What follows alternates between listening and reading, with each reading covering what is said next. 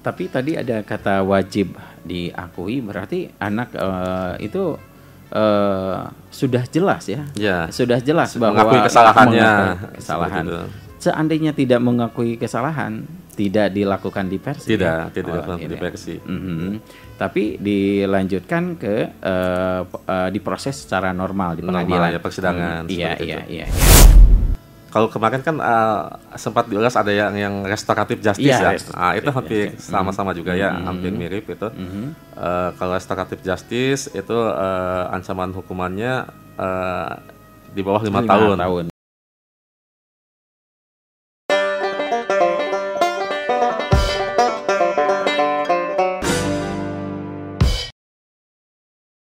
Assalamualaikum warahmatullahi wabarakatuh. Selamat malam Kanca. Alhamdulillah di malam hari ini kembali saya Revan Itep Sherman yang akan menemani Kanca di acara Sipakum, siaran paham hukum kerjasama Radio Purbasora di Subkominfo Kabupaten Tasikmalaya dan Pengadilan Negeri Tasikmalaya.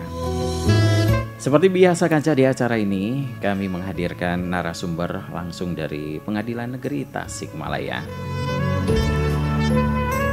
Dan sekarang masuk edisi Kamis atau malam Jumat 26 September 2024 bertepatan 22 Rabiul Awal 1446 Hijriah. Baik Kanca, pada malam hari ini alhamdulillah narasumber sudah berada ya di studio kami dan siap berbagi ilmu mengenai hukum agar warga Tasikmalaya khususnya dan umumnya semua yang mendengarkan dan menyimak acara ini paham atas hukum yang berlaku terutama di Indonesia ini. Dan yang akan dibahas mengenai diversi. Apa itu diversi? Nah, nanti narasumber yang akan memberikan penjelasan ya. Dan langsung saja saya sapa narasumber kali ini yaitu Bapak Hakim Jenny Jinal Mutakin SHMH. Beliau adalah salah satu hakim di Pengadilan Negeri Tasikmalaya. Assalamualaikum Pak Hakim. Waalaikumsalam warahmatullahi wabarakatuh, Kang Revan. Alhamdulillah, kita jumpa kembali ya. Alhamdulillah bisa ketemu kembali. Semoga nih di tahun-tahun berikutnya juga bisa ketemunya ya, bisa. Dan alhamdulillah ya. Itu harapan Pak Hakim ya. Iya, sama. Baik Pak Hakim, kita akan berbicara tadi sudah disampaikan yaitu diversi. Apa itu diversi? Dan mungkin nanti akan dijelaskan dasar hukumnya apa gitu ya. Baik, silakan Pak Hakim. Baik, terima kasih Kang Revan. Selamat malam wilujeng wengi para kanca Purbasora. Pada kesempatan malam ini saya coba bawakan materi tentang diversi ya. Iya. Ya, itu apa sih diversi itu? Ya, secara arti kata atau gramatikal, diversi itu adalah pengalihan. Ya. Nah, diversi menurut ketentuan atau hukum itu adalah pengalihan penyelesaian perkara anak dari proses peradilan pidana formal ke proses di luar peradilan pidana dengan syarat atau tanpa syarat. Ini latar belakang pelaksanaan diversi itu adanya keinginan ya menghindari efek negatif terhadap jiwa dan perkembangan anak dalam keterlibatannya dalam sistem peradilan pidana. Ini dalam praktek peradilan, anak berhadapan dengan hukum selalu berhadapan dengan masalah penahanan dan penghukuman ya. Tanpa peduli itu terhadap ringannya perbuatan dan mudanya usia anak. Jadi tujuan diversi ini ya sesuai dengan ketentuan pasal 6 Undang-Undang Sistem Peradilan Pidana Anak nomor 11 tahun 2012. Tujuan diversi yaitu satu, mencapai perdamaian antara korban dan anak. Ya. Kedua, menyelesaikan perkara anak di luar proses peradilan. Selanjutnya yang ketiga, menghindarkan anak dari perampasan kemerdekaan. Ya. Jadi, perampasan kemerdekaan ini ya penahanan ataupun hukuman penjara seperti itu. Selanjutnya yang keempat, mendorong masyarakat untuk berpartisipasi ya dan menanamkan rasa tanggung jawab kepada anak. Itu tujuan daripada adanya diversi. Iya. Dan untuk aturan hukum diversi ya ini ada dari Konvensi Hak Anak ini, di mana dalam konvensi hak anak ini demi kepentingan terbaik anak, diversi dapat dilakukan di setiap tingkat pemeriksaan, mulai dari proses penyidikan, penuntutan, pemeriksaan di persidangan, dan pelaksanaan putusan hakim. Dan ada juga di penjelasan Beijing Rule pasal 11 itu polisi, jaksa, pengadilan atau lembaga lain yang menangani kasus anak-anak harus diberikan wewenang untuk menyelesaikan kasus-kasus semacam itu dengan kebijakan mereka tanpa melalui persidangan formal, sesuai dengan kriteria yang tercantum sebagai tujuan dari sistem hukum dan sesuai dengan prinsip-prinsip dalam ketentuan. Nah, ini diversi diatur juga di Undang-Undang Nomor 11 Tahun 2012 tentang Sistem Peradilan Pidana Anak. Selanjutnya di Peraturan Mahkamah Agung Nomor 4 Tahun 2014 tentang pedoman pelaksanaan diversi dalam Sistem Peradilan Pidana Anak. Juga diatur dalam Peraturan Pemerintah Nomor 65 Tahun 2015 tentang pedoman pelaksanaan diversi yang belum berumur 12 tahun. Ini ada beberapa prinsip diversi ya, yaitu anak pelaku wajib akui atas tindak pidana yang dilakukannya. Jadi ini tidak dipaksakan ataupun terpaksa. Tapi wajib diakui. Ya, ini anak yang kalau mau diversi itu wajib mengakui tindak pidana yang dilakukannya. Ya, itu. Kalau mau diversi. Nah, terus tidak ada diskriminasi, terus perampasan kemerdekaan tidak dapat menjadi bagian dalam diversi. Apabila diversi gagal, dimungkinkan untuk diproses atau dilanjutkan ke pengadilan. Terus adanya hak untuk memperoleh prioritas persidangan. Jadi untuk perkara anak ini sidangnya lebih didahulukan dari perkara pidana umum ataupun yang lainnya seperti itu. Tapi tadi ada kata wajib diakui, berarti anak itu sudah jelas ya? Sudah jelas bahwa mengakui kesalahannya. Kesalahan. Seandainya tidak mengakui kesalahan, tidak dilakukan diversi. Tidak dilakukan diversi. Tapi dilanjutkan ke diproses secara normal di pengadilan. Ya, persidangan. Iya. Baik, dilanjutkan. Ya. Pak Hakim. Terus mengenai kewajiban diversi ini diatur dalam pasal 2 ya. Salah satunya di pasal 2 Perma nomor 4 tahun 2014 tentang pedoman pelaksanaan diversi dalam sistem peradilan pidana anak. Jadi diversi itu diberlakukan terhadap anak yang telah berumur 12 tahun tetapi belum berumur 18 tahun. Atau telah berumur 12 tahun meskipun pernah kawin tetapi belum berumur 18 tahun yang diduga melakukan tindak pidana. Jadi yang 12 tahun tapi sudah pernah kawin tapi belum berumur 18 tahun tetap bisa dilakukan diversi yaitu yang diduga melakukan tindak pidana ya seperti itu.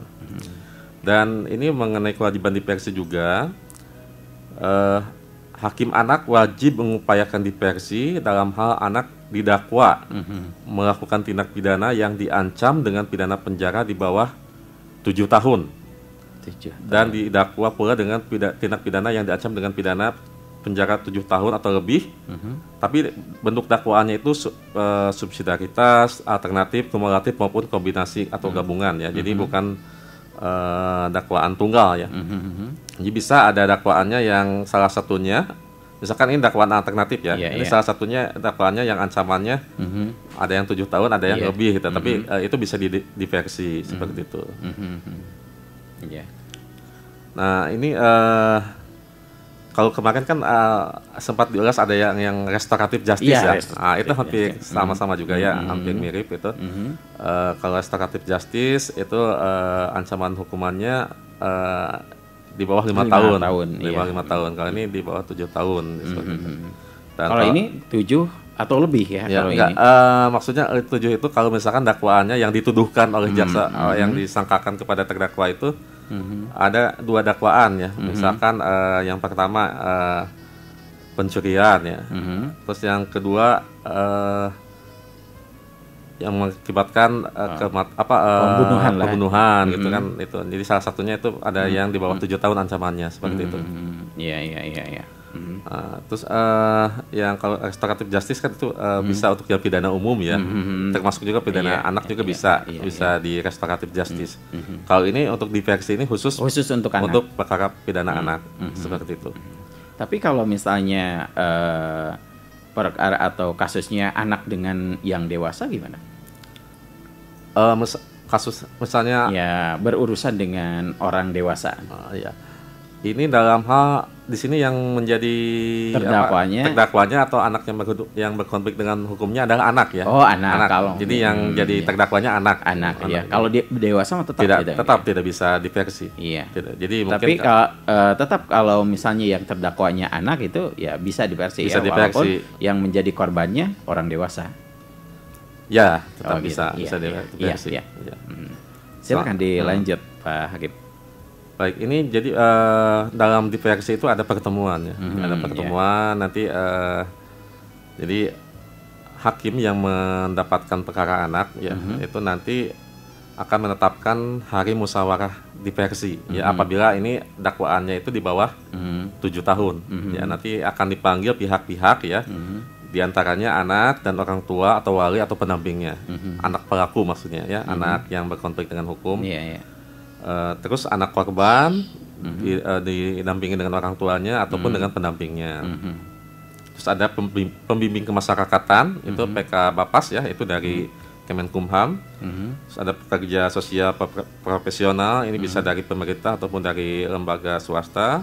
Ada perwakilan masyarakat ya. Perwakilan masyarakat ini bisa dari tokoh agama, bisa Pak RT, bisa Pak RW seperti itu. Jadi ini ada perwakilan dari masyarakat. Berarti hampir sama ya dengan bahasan yang kemarin. Ya, ini dengan restoratif justice restoratif justice hampir sama, cuman restoratif justice itu bisa untuk umum ya. Bisa untuk anak-anak, pelaku atau terdakwa dewasa ataupun anak seperti itu. Nah ini terus bisa juga nanti hakim anak bisa memanggil pihak-pihak yang terkait yang dipandang perlu untuk dilibatkan dalam musyawarah diversi. Jadi nanti di situ akan dimusyawarahkan mengenai kepentingan dari korban dari terdakwa dari pelaku anak nanti sehingga timbul kesepakatan untuk penyelesaian di luar persidangan seperti itu. Dalam istilah lain ganti rugi lah seperti itu ya. Bisa ganti rugi, bisa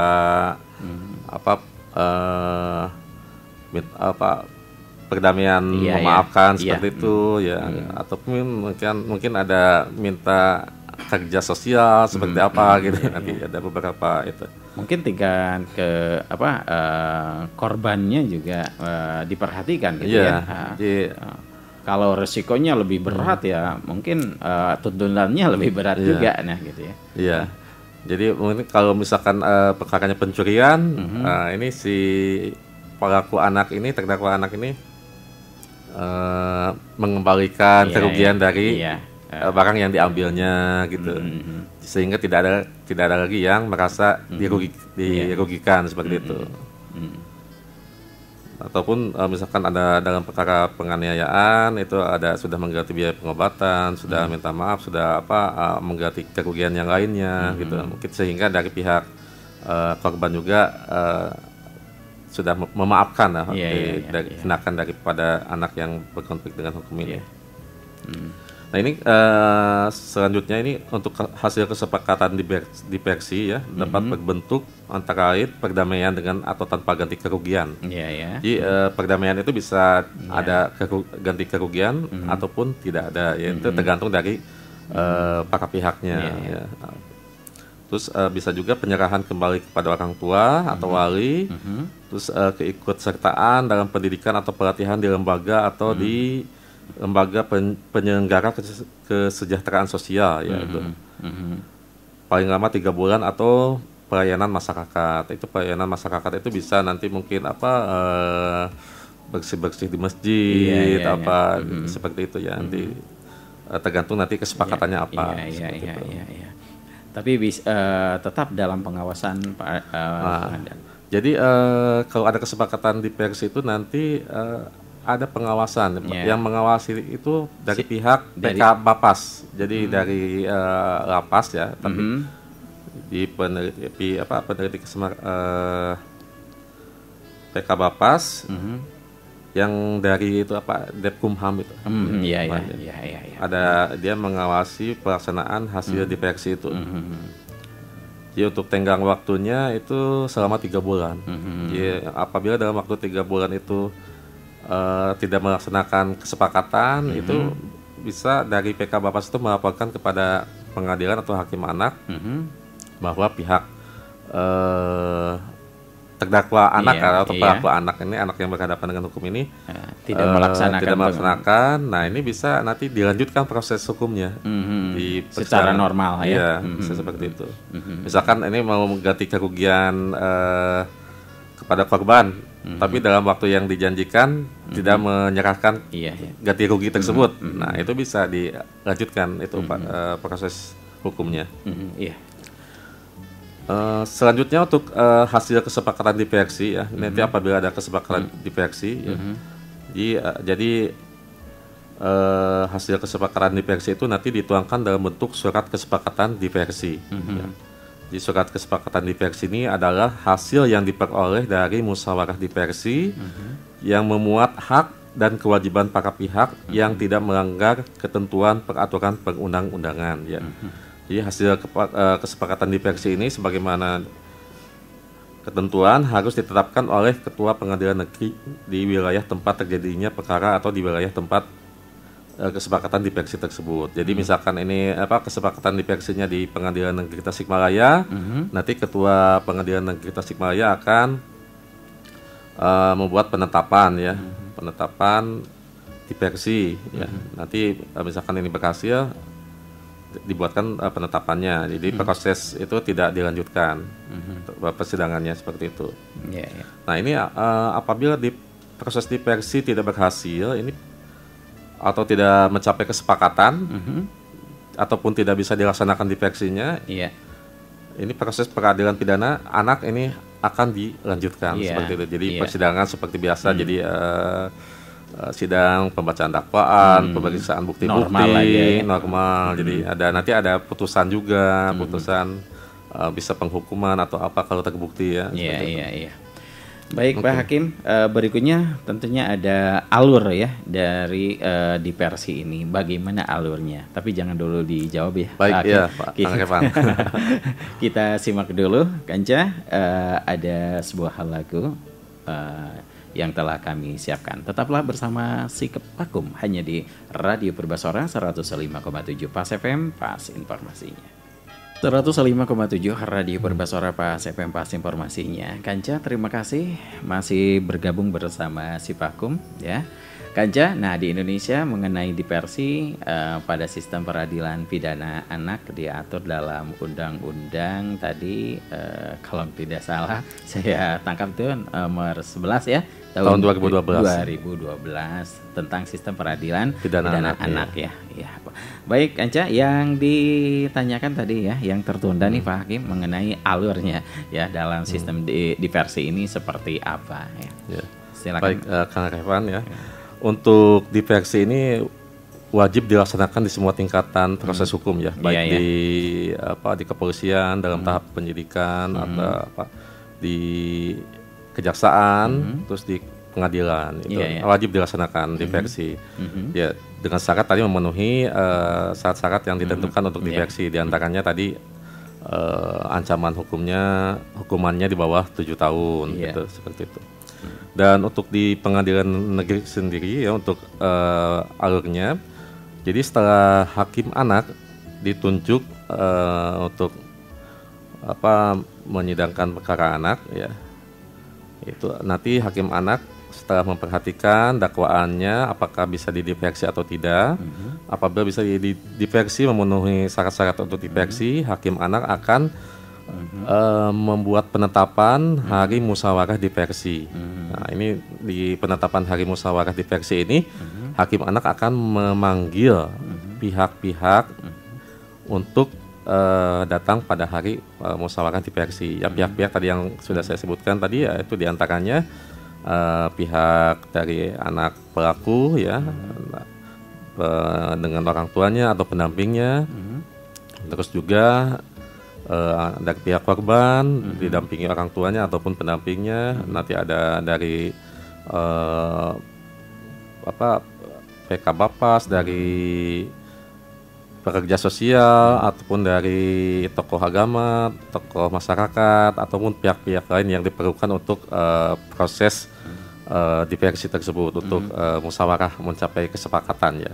Ya, nanti di tahapannya pada saat sudah ditentukan, pada saat yang ditentukan para pihak sudah hadir, nanti pada saat proses diversi ya, ini nanti hakim anak bisa menjadi fasilitator diversi ya.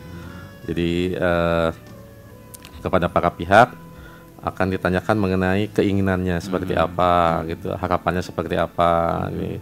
Nanti dari pihak masing-masing pihak diberikan kesempatan untuk menyampaikan harapannya seperti apa terkait dengan proses upaya untuk mencapai kesepakatan tersebut. Jadi mungkin kalau nanti ada kecocokan mengenai ininya harapannya ya, dan terjadi kesepakatan, nanti akan dibuatkan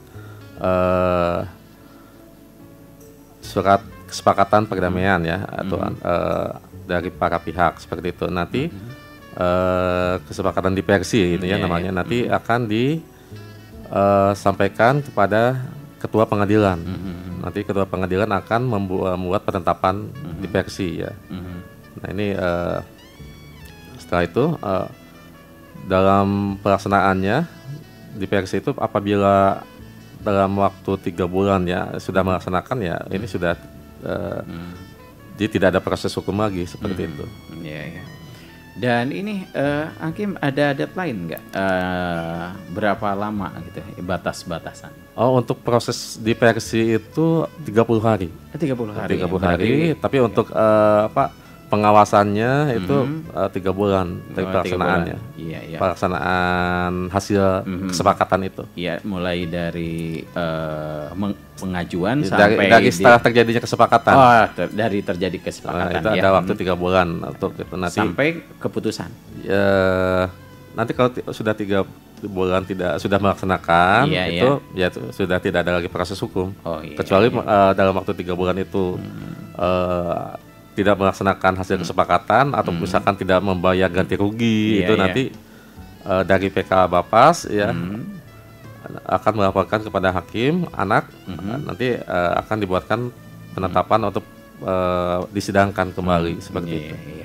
Baik, sangat jelas ya. Namun Kanca boleh bertanya ya. Ada sebuah pertanyaan nih dari pendengar ya. Ya. Baik Kanca, hanya saya batasi hanya satu pertanyaan saja ya, karena waktunya sebentar lagi akan segera berakhir. Dan yang beruntung nih, yang paling pertama menyampaikan pertanyaannya, langsung saya bacakan. Assalamualaikum warahmatullahi wabarakatuh. Selamat malam Kang Revan dan juga Pak Hakim sebagai narasumber. Saya Maulana dari Singaparna. Ingin bertanya, seandainya yang menjadi terdakwanya kerjasama antara anak dan bapak, berarti anak dan orang dewasa ya, anak dan bapak, misalnya masalah pencurian yang sangat besar yang dilakukan mereka, apakah bisa diselesaikan dengan diversi atau tidak? Terima kasih atas jawabannya. Wassalamualaikum. Waalaikumsalam. Gimana nih Hakim? Ya baik, terima kasih ya Kang Maulana tadi ya. Maulana Singaparna. SPA berarti Singaparna lah SPA dari Singaparna. Baik, terkait dengan ini mungkin perbuatan pidana dilakukan oleh 2 orang ya. Ini ada anak dan bapaknya gitu. Kerjasama lah. Ya, baik. Berarti dalam kerjasama dalam hal yang kurang baik nih. Silakan. Terkait hal ini, untuk sistem peradilannya dipisah ya. Oh, dipisah. Jadi orang dewasa, jadi pidana umum ya, dan anak khusus pidana anak. Iya. Nanti, tapi dengan RJ bisa ya? Ya kalau yang dewasa, yang orang tuanya itu nanti misalkan mau ada penyelesaian di luar persidangan atau ini bisa RJ, restoratif justice. Iya, restoratif. Nah untuk yang anak ya di versi ini bisa. Khusus gitu. Khusus anak-anak. Jadi dipisah nanti itunya peradilannya, di peradilan umum sama peradilan anak. Iya. Nah, jelas ya Pak Maulana di Singaparna jawabannya dari Pak Hakim tadi. Dan untuk yang lainnya mohon maaf ya, karena sebentar lagi acara ini akan segera berakhir dan terima kasih nih Pak Hakim. Namun sebelum acara ini ditutup, mungkin ada closing statement dari Pak Hakim sebagai narasumber. Baik, terima kasih Kang Revan. Jadi terkait dengan anak yang berhadapan dengan hukum, ya itu ada 3 ya. Jadi yang satu anak yang berkonflik dengan hukum, ya itu ya pelaku. Yang kedua anak yang menjadi korban tindak pidana. Yang ketiga anak yang menjadi saksi dalam tindak pidana seperti itu. Nah ini terkait dengan anak yang berhadapan dengan hukum ini, peran dari keluarga ya dan lingkungan terdekat itu sangat diharapkan untuk supaya anak-anak tidak terjerumus ke pergaulan yang mungkin tidak baik ya di lingkungannya seperti itu. Jadi peran keluarga bisa sangat efektif ya dalam terciptanya ketertiban dan mungkin supaya tidak menjadi anak yang berhadapan dengan hukum seperti itu. Ya. Oke. Terima kasih, sangat jelas. Ternyata peran keluarga sangat dibutuhkan dalam ketertiban dan ketaatan dalam hukum ya. Baik, dan terima kasih juga nih buat Kanja yang sudah mengirimkan pertanyaan, walaupun sebagian ada yang tidak bisa kami jawab sehubungan dengan waktu. Dan terima kasih juga buat Kanja yang selalu menyimak acara Sipakum ini, di mana Sipakum ini terselenggara atas kerjasama Radio Purbasora dengan Disubkominfo Kabupaten Tasikmalaya dan Pengadilan Negeri Tasikmalaya. Dan terima kasih pada Pak Hakim sebagai narasumber. Terima kasih kembali Kang Revan yaitu Bapak Hakim Jenny Jenal Mutakin SH.MH. Semoga kita bisa berjumpa kembali ya Pak Hakim ya. Amin. Waduh, maunya di Tasikmalaya karena beliau orang Tasikmalaya. Berbahagialah Pak Hakim ya. Alhamdulillah. Baik Kanca, saya Revan Itov Serman yang bertugas menghaturkan terima kasih. Selamat malam dan sampai jumpa. Wassalamualaikum warahmatullahi wabarakatuh.